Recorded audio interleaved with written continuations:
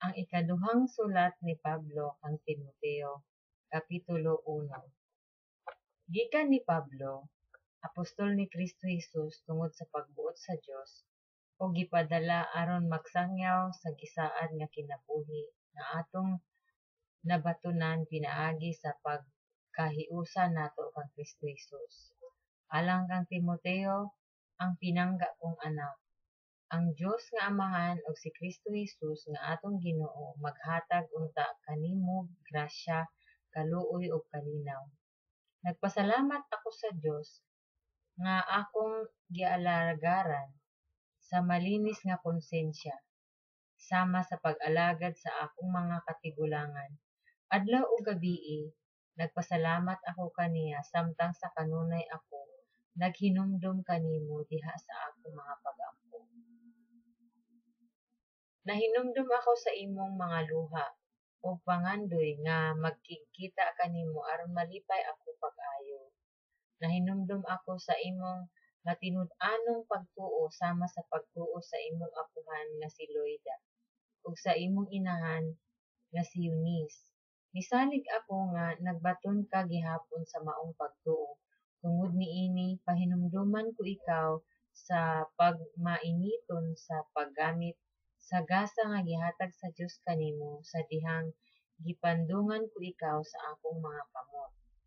Kaya ang espiritu nga gihatag sa Dios kanato wala maghimo kanatong talawan, kundili naghatag kanato gahom ug gugma sa pagpugong sa kaugalingon.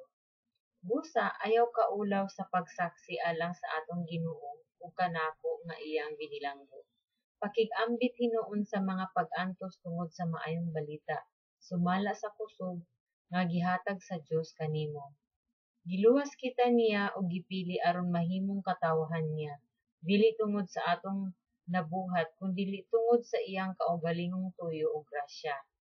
Gihatag niya kanato kining maong grasya diha kang Kristo Jesus sukad pa sa sinugdanan. Apan karon gipakita na kanako pinaagi sa pag-abot sa atong manluluwas nga si Kristo Jesus. Gibuntog niya ang gahom sa kamatayon o pinaagi sa maayong balita, gipadayag niya ang kinabuhing walay katapusan. Gisugo ako sa Dios sa pagsangyaw o pagtudlo sa maayong balita, ingon nga apostol, ug tungod niini nag-antos ako. Apan wala ako kini ikaulaw kay nakaila ako sa akong gisaligan, ug sigurado ako nga siya takos nga makaamping sa iyang gipiyal kanako hangtod niadtong adlaw. Sunda nga panig-ingnan ang matuod nga mga pagtulon-an nga gitudlo ko kanimo ug pabilin diha sa pagtuo ug gugma nga naato tungod sa atong pagkahiusa kang Kristo Jesus. Ampingi ang maayong mga butang nga gipiyal kanimo pinaagi sa gahom sa Espiritu Santo nga nagpuyo dinhi kanato. Nasayod ka nga gitalikdan ako sa tanan nga taga-lalawigan sa Asya. Lakip na nila ni Figelo ug ni Hermogenes. Hinaot unta nga maluoy ang Ginoo sa panimalay ni Onesiforo.